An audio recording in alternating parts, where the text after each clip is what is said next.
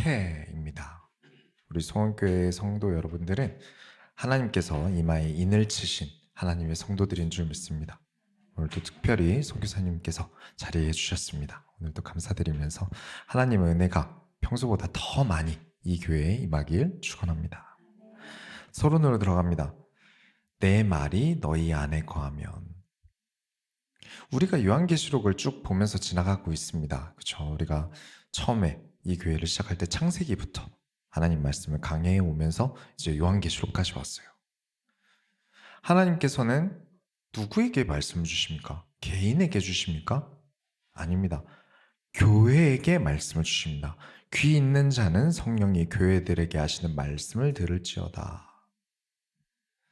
그리고 이제 이 요한계시록 말씀은 이제 요한에게 주셨죠. 근데 요한계시록 1장 2절에 요한이 자기가 본 것을 기록했다라고 되어 있어요. 자, 여기 기타가 있는데 여러분께 이 기타를 그려보세요 하면, 아니면 설명해 보세요 하면, 보이는 대로 설명해 보세요 하면 여러분은 이렇게 기록하시거나 그리실 수 있겠죠. 근데 여러분 이 기타를 이해하셨습니까? 라고 여쭤보면 그건 좀 다를 거예요. 그건 아마 아니라고 대답하실 거예요.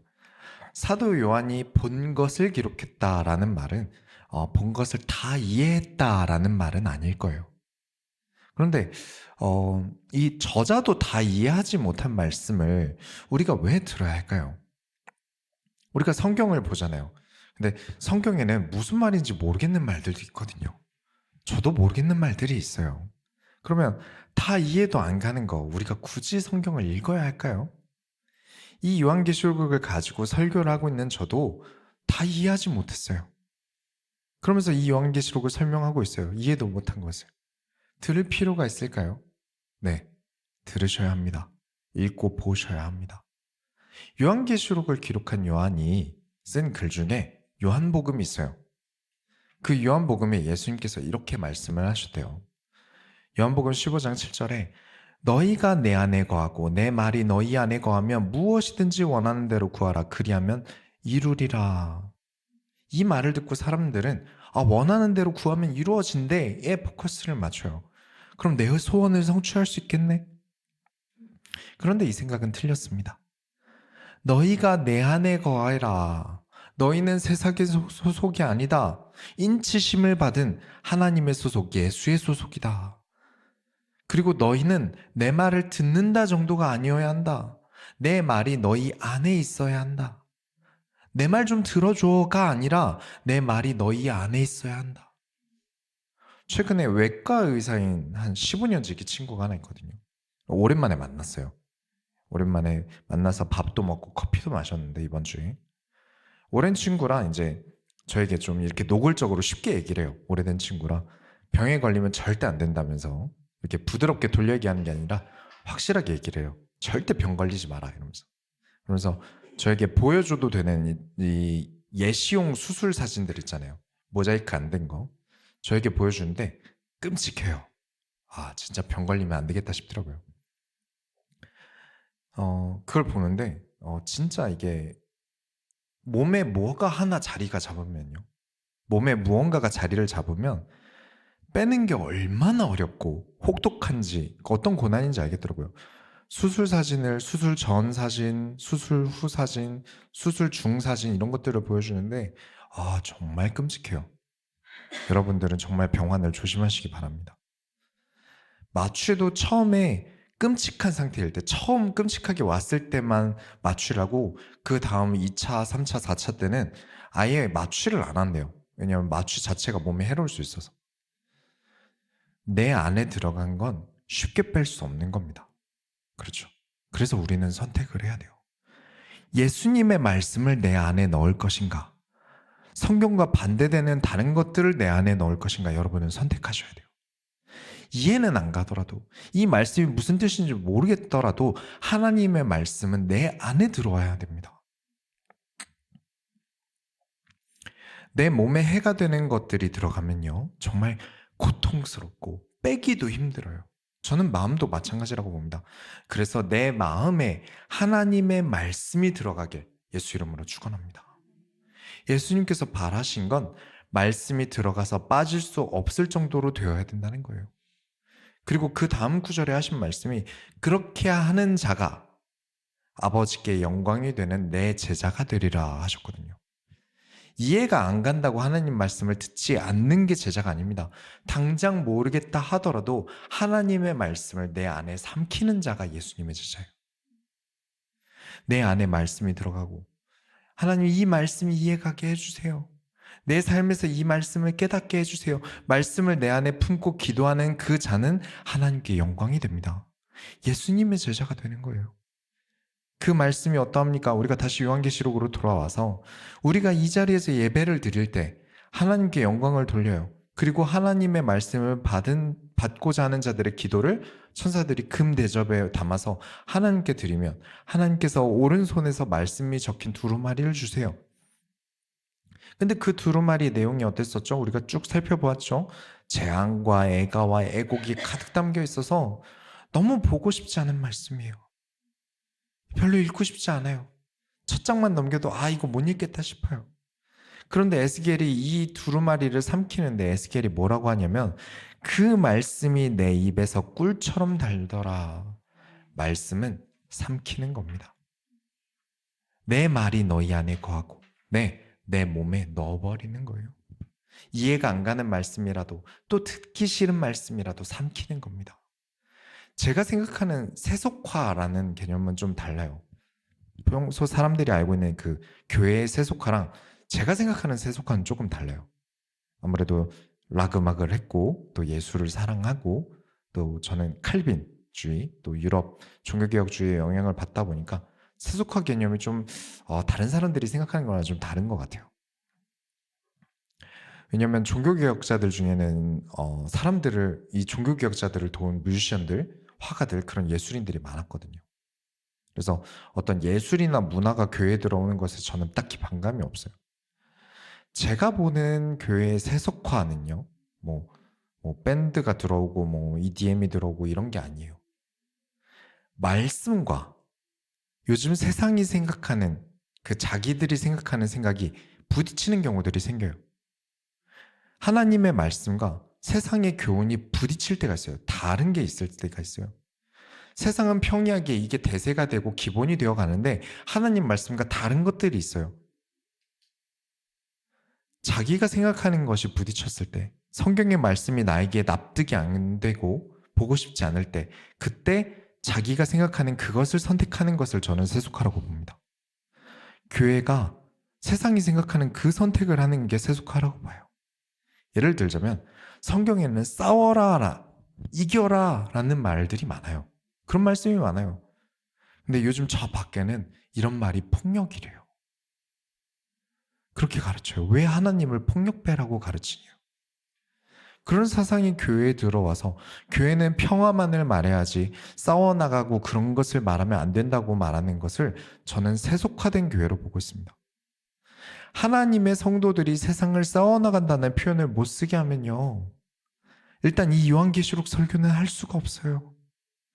예수님께서는 승리하셨다. 그리고 그 승리하신 예수님께서는 모든 교회의 목자가 되어셔서 어린 양께서 다스리신다. 우리는 예수님의 말씀대로만 살아가면 반드시 이 세상을 승리한다. 이 이야기가 요한계시록이란 말이에요. 우리의 믿음은 승리의 믿음입니다. 그 말은 싸워나가고 있다는 말이잖아요. 그렇죠. 우리는 싸워나가는 신앙생활을 하고 있고 최후에 예수님께서 하시는 그 승리대로 우리는 승리할 것이다라는 걸 믿는 거예요. 그게 요한계시록이죠. 무엇과 싸우고 계십니까? 우리는 하나님의 말씀과 내가 원하는 선택지 사이에서 싸우고 있는 거예요. 우리의 싸움은 내가 원하는 것을 무너뜨리고 하나님이 원하시는 선택을 하는 싸움이에요. 이 말이 내가 원하는 건 다 틀렸다라는 말이 아닙니다. 우리가 살아가면서 늘 은혜 받는 건 아니잖아요. 항상 주일마다 늘 은혜 받으십니까? 그러면 진짜 복 받은 겁니다. 근데 아닌 날도 있잖아요. 어느 날은 이 말씀이 내 귀에 너무 싫다. 너무 거부감이 든다. 내 생각과 너무 다르다. 할 때가 있잖아요. 그때 우리가 나 자신과 싸워서 이겨야 합니다. 인간은 하나님의 말씀대로만 하면 이깁니다. 왜냐? 예수님께서는 승리의 공식을 알고 계신 분이세요. 왜냐? 먼저 승리하시고 부활하셨으니까. 그런데 인간은 예수님의 말씀을 듣질 않아요. 성경을 보면요. 물고기도 말씀을 따라서 그물 안으로 목숨을 걸고 들어가요. 바람도 바다도 예수님께서 꾸짖으시니까 잠잠해져요. 식물도 예수님께서 말씀하시니까 말라버린단 말이에요. 홍해더러 하나님께서 갈라지길 원하시니까 바다도 갈라져요. 반석에서 물이 어떻게 나옵니까? 그런데 나오라면 나와요. 근데 인간이 하나님의 말씀을 듣는 자가 되는 것은 굉장히 오래 걸려요. 그렇죠? 하나님의 말씀을 잘 듣다가도 종종 실수도 하고 말도 안 듣는 게 인간입니다. 그게 성경 이야기예요. 그래서 싸워 나가야 하는 겁니다. 나 자신과 싸워야 돼요. 하나님 말씀을 정말 안 듣는 인간이라는 존재인 나 자신과 늘 싸워야 돼요. 그래서 쉬지 말고 기도하라. 안 그러면 나는 또 말씀과 상관없이 내가 원하는 선택을 할 거니까요. 항상 기뻐하라. 지금 눈에 보이는 것을 보면 기뻐할 수가 없으니까요. 우리는 죽음 뒤를 보고 기뻐합니다. 육신적인 현실이 아니라 영적인 사실을 두고 내가 받은 구원이란 게 무엇인지 알고 기뻐하는 거예요. 범사에 감사하라. 말씀과 반대로 살아가는 똑똑한 내가 과연 하나님께 감사할 수 있겠습니까? 난 너무 똑똑해서 하나님 말씀보다 내가 더 똑똑한데 그 사람의 인생에 진정한 감사가 있겠습니까? 그래서 싸우는 중입니다. 그래서 그 다음 구절이 악은 어떤 모양도 버려라입니다. 이 내용이 데살로니가 전서에 있어요. 하나님 말씀과는 반대로 가려는 나와 싸우셔야 합니다. 그 말씀의 내용이 왜 재앙이고 애곡이고 애가일까요? 왜냐, 내가 그 말씀이 싫으니까 그래요. 이 말씀이 나에게 좋으면 꿀과 같이 단데 나에게 싫으면 듣자마자 재앙과 애가와 애곡의 말씀이 돼요. 비록 내 눈에 그런 말씀으로 보인다 할지라도 예수님께서 7인을 떼시는데 온갖 재앙으로 세상이 멸망하는 말씀 같아 보인다 하더라도 나는 그 말씀을 선택해야 하는 사람입니다. 그 말을 줄여서 딱 한 절로 요약하자면 요한복음 15장 7절에 너희가 내 안에 거하고 내 말이 너희 안에 거하면 무엇이든지 원하는 대로 구하라. 그리하면 이루리라. 우리는 승리를 이루리라. 우리의 삶에 하나님의 말씀을 이루리라. 우리의 인생에 하나님 나라를 이루리라. 이 모든 싸움을 마치고 의의 면류관을 얻고 우리가 하나님 나라에서 면류관을 주께 드려서 영광을 돌리는 모든 손교회 성도님들이 다 되시기 바랍니다. 본론으로 들어가겠습니다. 말씀을 삼키라.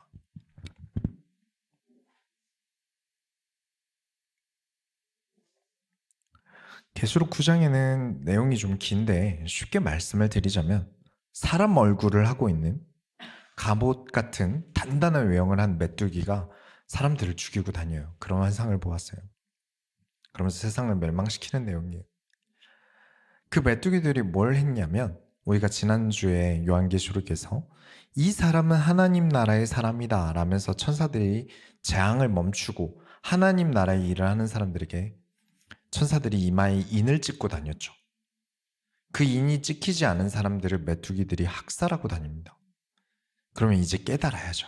아, 이마에 인이 찍히지 않아서 메뚜기들에게 사람들이 학상을 당하고 있구나. 우리가 하나님 나라의 일을 해서 하나님의 선택을 받자. 우리가 예수 그리스도의 말씀을 선택해서 그의 십자가를 선택해서 하나님의 선택을 받자 라고 자세를 바꿔야 하는데 아까도 말씀을 드렸지만 인간은 하나님의 말씀을 정말 안 듣습니다. 이마에 인이 찍히려면 그냥 들었다가 아니라 말씀을 먹었다가 더 맞는 표현이죠. 말씀이 내 안에 거한다. 내가 말씀을 안에 먹어버렸다. 이어야 되지 말씀을 그냥 귀로 들었다 하면 튕겨져 나가고 흘려버린다가 될 수 있는 거죠.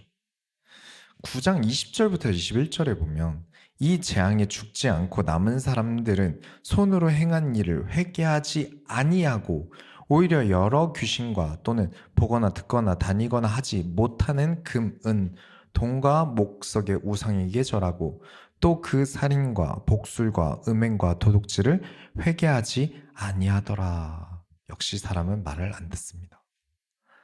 귀신에게 절하고 듣지도 보지도 못하는 그냥 물질에 절하고 살인을 하고, 복술이 뭐냐면 뭐 마약, 속임수 같은 의미예요. 음행과 도둑질을 회개하지 아니하더라. 나는 계속 할 거야. 나는 계속 우상 숭배하고 죄 지을 거야. 왜냐? 나는 이게 더 가치 있다고 생각하니까. 나는 하나님 말씀보다 이게 더 옳다고 여기니까.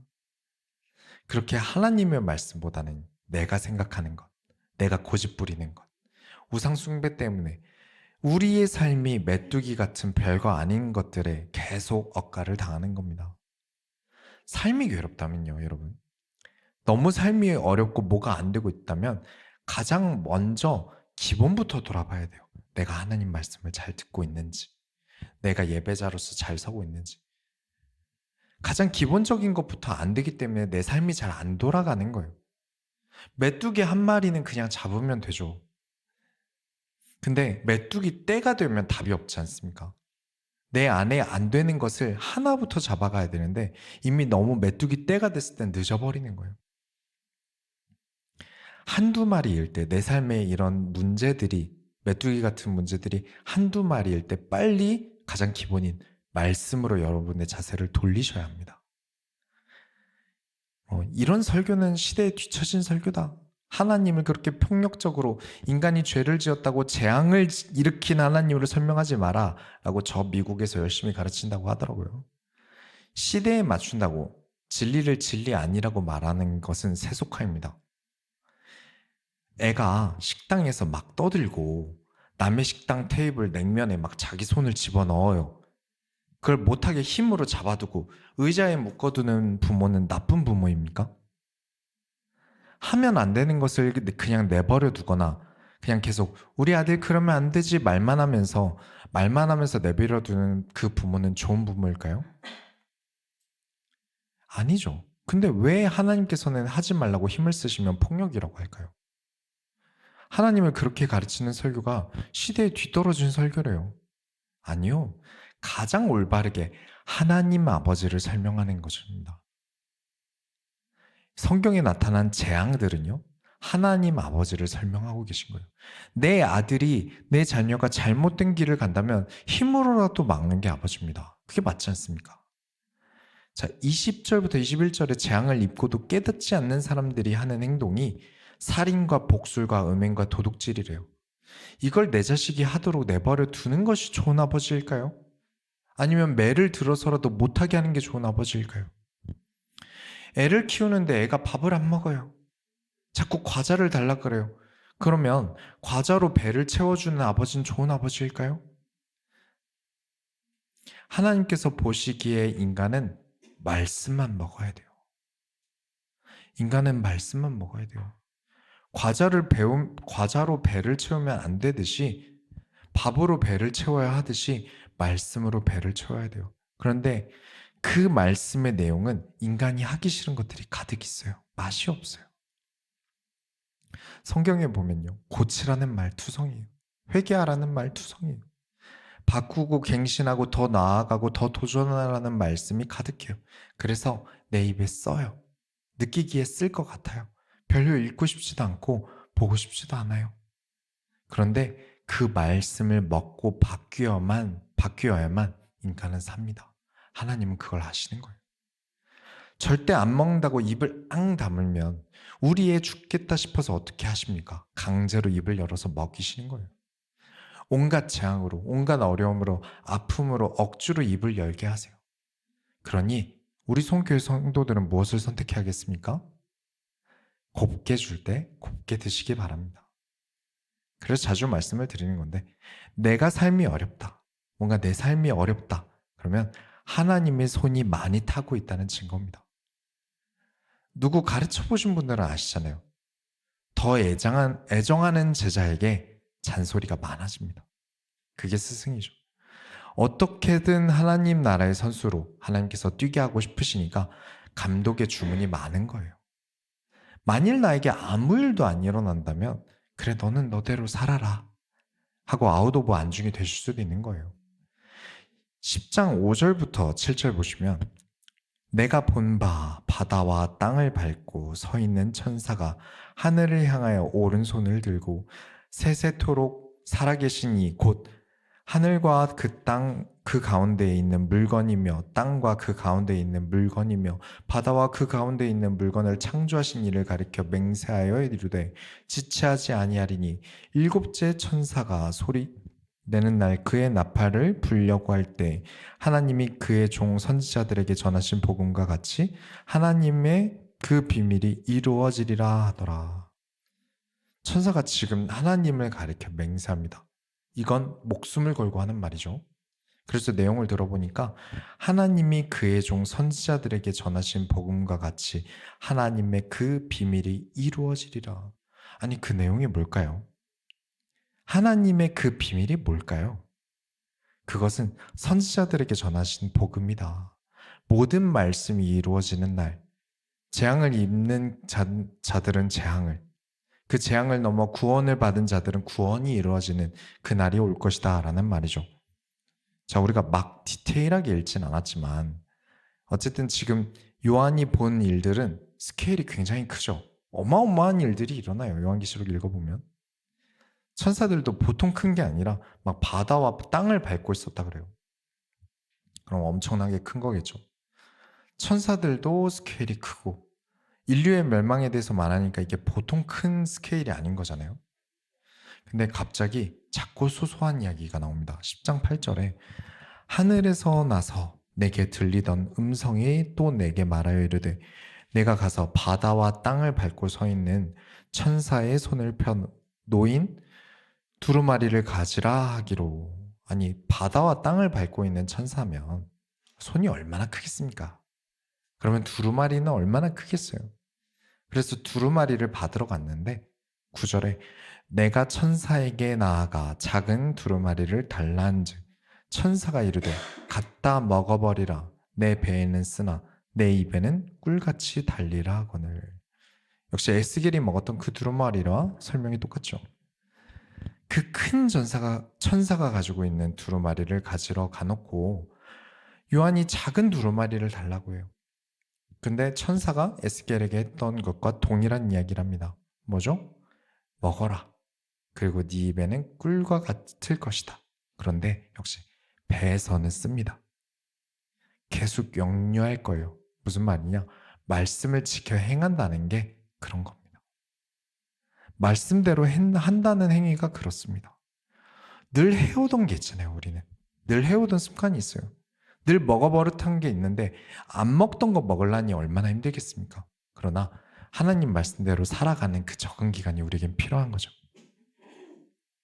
서양인들은 이 차가운 면이라는 개념이 도무지 이해가 안 간대요. 그래서 냉면을 먹어보려고 해도 너무 이질감과 혐오감이 들고 딱 한 번 먹어봤는데 속이 막 울렁거린다고 하더라고요. 그러나 역시 더운 날 계속 먹다 보면 아, 이 맛이구나 하게 되는 거죠. 그리고 또 배에서 쓰게 되는 이유가 있습니다. 10장 11절에 그가 내게 말하기를 내가 많은 백성과 나라와 방언과 임금에게 다시 예언하여야 하리라 하더라. 지금 먹은 이 말씀을 나는 세상에 전달해야 돼요. 그냥 먹었다. 내 일에서 끝나는 게 아니라 이 말씀을 전달해야 된대요. 근데 하나님의 말씀을 사람들이 얼마나 듣지 않는지 설명을 드렸죠. 이건 정말 쓰고 아픈 일이에요. 핍박과 아픔, 세상이 변해서 더더욱 이 복음이 전달되기 어려운 요즘 정말 많이 느낍니다. 대불편 시대에서 하나님의 말씀은 정말 전달하기 어려워진 이 상황을 정말 많이 느낍니다. 그러나 우리는 이 쓰디쓴 어려운 말씀으로 살아가는 삶을 배우고 가르치고 전해야 돼요. 싫은 사람도 있겠죠. 불편한 사람도 있을 거예요. 내 삶도 살기 힘든데, 내 입에 풀칠하기도 힘든데, 요즘 같은 대불편 시대, 학부모, 직장 상사, 이제는 후배들, 거기다 자녀들도 못 하나 쉬운 게 없는데 이 힘든 삶에 돈도 안 되고 당장 눈앞의 문제들 아무것도 해결하지 못하는 하나님의 말씀은 정말 무능력해 보여요. 교회는 정말 무의미한 것 같아요. 그러나 결론을 내리겠습니다.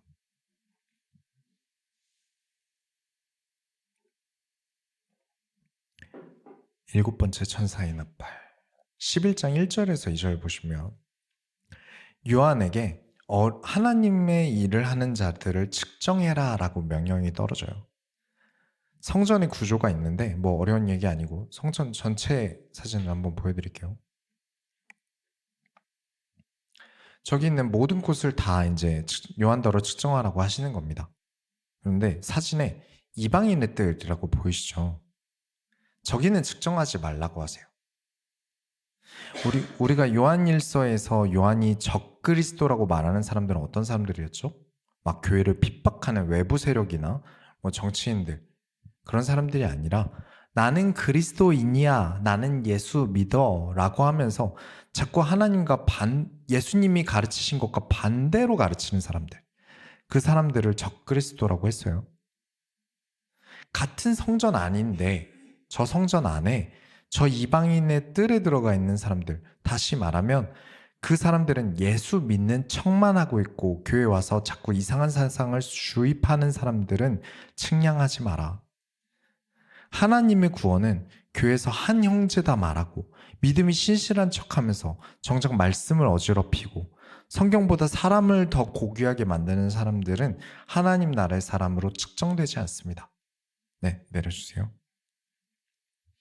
말씀은 무의미해 보이나 그래서 교회에 와서는 설교를 안 듣고 성경의 내용은 하나도 모르면서 그저 인간관계, 인맥 같은 것 때문에 신앙생활하는 게 그래서 사실 엄청 위험한 겁니다.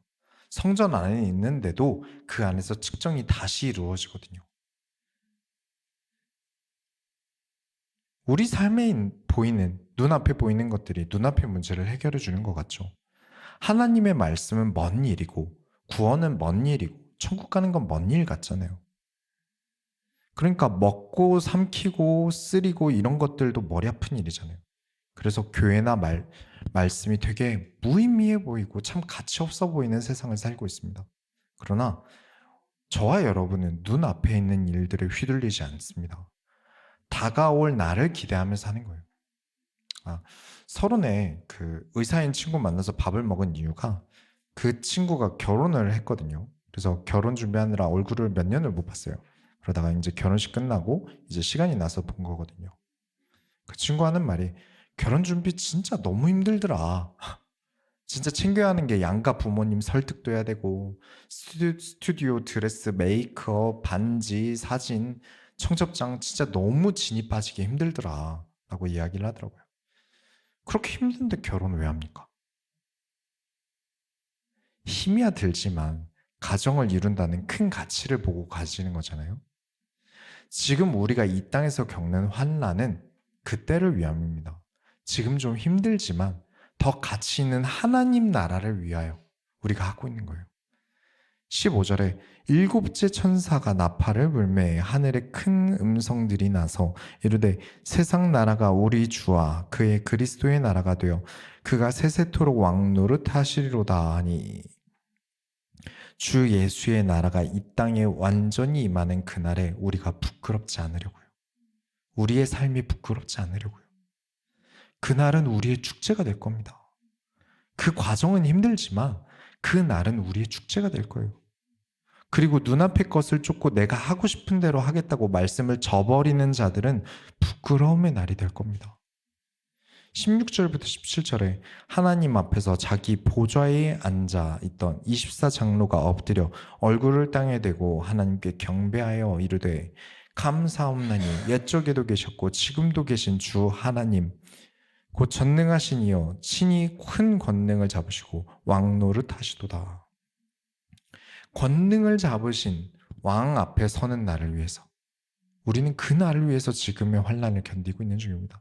우리의 삶도 힘들지만 그래도 꿋꿋이 신앙생활과 말씀을 지켜 행하고 있는 이유는 이 날을 위해서예요. 그 날이 왔을 때 저 멀리서 고개도 못 드는 자가 되지 않기 위해서 하나님께서 큰 영광 받으실 때 그 자리에 참석한 자가 되기 위해서 쉽게 말하면 존버하는 중입니다. 근데 이 하나님께 영광 돌리는 마지막 나팔 소리가 나는 때에 18절을 보시면 그 이방인 뜰에 있던 그 이방인들이 분노를 합니다. 왜 하나님 나라의 일을 안 했다고 나는 참석 안 시킵니까? 이건 차별입니다. 왜 하나님의 말씀을 삼킨 자들에게만 천사들이 인을 쳐줍니까? 재앙일 때는 모든 사람을 하나님께서 다 책임져 주셔야지. 이건 차별입니다. 쉽게 말하면 하나님 나라라는 식당에 식당주가 노 이방인존을 붙이니까 이방인들이 화가 나서 이건 차별이다 라면서 막 부수고 들어오는 거예요. 그분들은 아까 메뚜기가 인을 치지 않은 사람들을 학살할 때도 계속 우상숭배 하셨잖아요. 계속 살인과 불의와 음행과 도둑질을 하셨잖아요. 선지자들이 피를 흘리면서 그거 하지 말라고 했을 때 선지자들을 죽이면서까지 하고 싶은 대로 하셨잖아요. 그럴 땐 언제고 악의 길을 가지 않은 자들에게 혜택이 돌아간다고 이건 차별이다라고 분노합니다. 서운하다, 억울하다, 뭐 대화 좀 해보시죠. 하나님 이게 아니라 18절에 이방인들이 분노하며 하나님은 이러시면 안 되죠. 좋으신 하나님이신데 이게 무슨 차별입니까? 천국에 차별금지법을 발행시키지 않으시면 제가 가만 안 둘 겁니다. 우리 시위할 거예요. 창세기 때부터요. 2024년인 지금까지 수천 년을 그렇게 하지 말라고 말씀을 주셨는데도 자기들이 좋은 대로 해놓고 이게 무슨 차별입니까? 말씀 좀 들으라고 얼마나 많은 선지자들과 사도들이 피를 흘렸는데 꼭 자기가 손해볼 것 같을 때는 차별이라고 말해요. 그래서 하나님께서 어떻게 하시냐면 18절에 이방인들이 분노하며 주의 진노가 내려 죽은 자를 심판하시며 종 선지자들과 성도들과 또 작은 자든지 큰 자든지 주의 이름을 경외하는 자들에게 상 주시며 또 땅을 망하게 하는 자들을 멸망시키실 때로소이다. 오히려 분노한 자들에게는 주의 진노가 내려 심판하고 긴 시간 동안 잠들어 있던 선지자들과 성도들에게 작은 일을 한 사람이든 큰 일을 한 사람이든 크기와 상관없이 주의 이름을 경외하는 자들에게는 상을 더 얹어주세요. 이게 차별입니까? 저는 아니라고 봅니다. 오래 참으시고 오래 가르치셨어요. 우리에게 인을 쳐서 진노를 피하고 더 나아가서 큰 상을 주십니다. 인치심을 받지 못한 사람들이 분노하면서 억울하면서 내 기분이 그때 어땠고 그때 내 상황이 이랬고 그때 원래는 그런 성격이었고 세상이 그랬었는데 어떻게 합니까? 아무리 하나님 앞에 떠들어봐야 양심 없는 사람밖에 안 됩니다. 수천 년을 하지 말라고 한 건 수천 년을 하라고 한 것은 하지 않았으니까요. 수천 년을 하지 말라고 한 것은 했잖아요. 여러분은 어떤 대우를 선택하시겠습니까? 그날은 분명히 옵니다. 하나님의 말씀은 반드시 성취됩니다. 그렇다면 여러분은 어떤 선택을 하시겠습니까? 하고 싶은 대로 하셔도 됩니다. 말씀대로 안 사셔도 돼요. 눈앞의 이익을 따라서 교회는 버려도 됩니다. 근데 다 때라는 게 존재하더라고요. 저는 진짜 과거로 돌아가고 싶어요. 과거로 돌아가면 IT 주식 오르는 거 내리는 거 맞춰서 어느 정도 알고 있으니까 사고 팔고 비트코인도 최소 단위일 때 많이 전 재산 털어서 비트코인도 사고요. 근데 여러분 과거로 돌아갈 수 있습니까? 우린 그럴 수 없죠. 그렇다고 제가 지금 찾아가서 그때 주식 사서 부자 되고 비트코인 산 사람들에게 억울하다! 니들은 부자가 되었으니까 이건 차별이다. 내놔라! 이럴 수 있습니까? 시간은 기다려주지 않습니다. 가장 빠른 천국 코인 탑승은 지금입니다. 지금 하셔야 돼요. 하나님 나라에 대해서 가장 좋은 대우를 받으시려면 여러분 지금 하나님 나라의 일을 하셔야 합니다. 하나님 나라의 일을 하는 기회는 지금뿐입니다. 하나님의 말씀을 삼키는 자, 이마에 하나님 나라에 탑승할 표가 붙습니다. 재앙을 피하는 좌석을 여러분들에게 천사들이 배치할 겁니다. 이때를 놓치지 않기 위해서 우리는 지금 말씀으로 살아갑니다. 힘들어도 어려워도 이 말씀이 나에게 반감이 들어도 그래도 말씀으로 살아갑니다. 왜냐? 그때를 위해서.